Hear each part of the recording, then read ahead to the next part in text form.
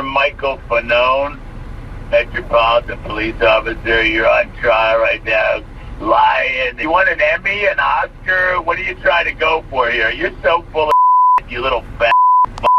You're a little man. I can slap you up the side of your head with a backhand and knock you out, you little. That was shit in the goddamn Capitol. I wish they would have killed all you scumbags.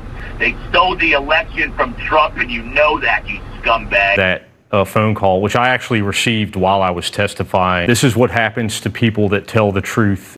In this clip from Officer Fanone, he is sharing a voicemail that he got yesterday during his testimony, sharing the truth about what happened on January 6th, and to hear how venomous they are when confronted with the truth, right? The truth that we have around us right now is that there is a system of white supremacy that is so committed to their bigotry that they will burn this country to the ground.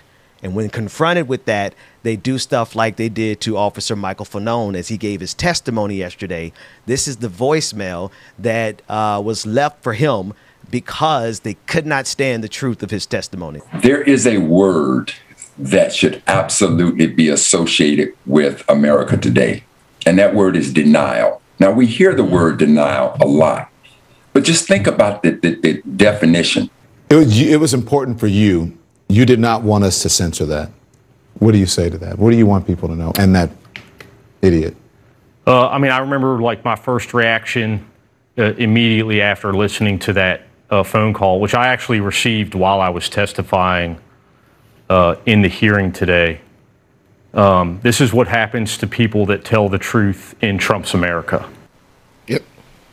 Thing is, though, James and Bro Mac, this been happening to black folks even when we weren't telling the truth, but especially when we told the truth. It is a declaration that what is true is not true. That is what the word denial is. And that is what Fanone just said, that this country is in absolute denial to hear the ugliness of Trump's America. You know what? I'm not even going to call it negative 45's America. That's because right. America's been ugly like this for a long time, long before him. But denial is the word. I was just about to say, we can't call it, this is not Trump's America, this is America. Y'all, that's right. This is not surprising at all. This is stuff that, it's just now here without the hoods on. That's all it is. I'm not surprised at all. Hearing those comments, I'm like, I find it funny, honestly, for the simple fact that people get voicemails like this all the time. You and Rebecca got one like this from years back. Here is a piece of what I was just explaining to you guys of some racist people calling into our show, Like It or Not, the first edition, a few years ago. Yeah, this is Sam from Connecticut. I am sitting here watching these two black fools on TV, on YouTube, that are totally making a fool out of themselves. They're both illiterate, and if you want, take all your black butts and go back to Africa. That's where you belong at. That's where you were put at. We don't want you here in the United States. Okay. All you do is suck from the white people. And you're all dumb and you're ugly on top of that. And Obama is an asshole.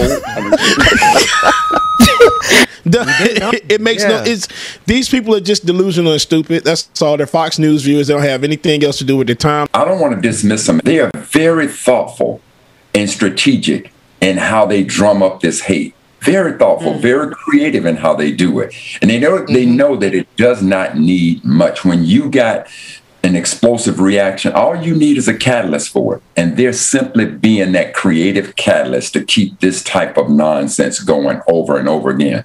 But if there's one piece of positive that Brother Fanone is bringing out, as a white police officer, he's now showing all of America, but more importantly, he's showing folks in uniform that you step the wrong way and you will receive this exact type of hatred from folks that look just like you. Even when you go back, now that we're in the Olympic season, you go back to 1968, when those brothers stood on that platform in Mexico City and raised that fist. The president of that university stood in support of them. And the amount of hate mail that he received for standing in support of those two brothers, this is what America does. And this is why we have to continue on this show, Brother DJ, Brother Ben, to have that courageous conversation. Bring your nonsense on. We ain't not running from that, players. Come on. Like it or not. That's the thing about this, though, is that they are so confident in their bigotry, and they're confident in their mediocrity. They really they don't even realize what it took to survive their ignorance. Really kind of made us all masterminds. I mean, when we're thinking of a master plan, because we had to as black people, right, to survive white supremacy, to survive capitalism. It does give us an advantage that they should be concerned about. But the thing is, Doc, all we're asking for in this country is equality. And you would think that we were trying to come after them. And because to them, they've shown us every single day that the game is up, the jig is up. They know that equality does mean that they have to relinquish some of their power. When we talk about the creativity of their efforts, I want to take this to those, as I said, the most dangerous individuals in the arena of moving towards progress are the so-called liberals.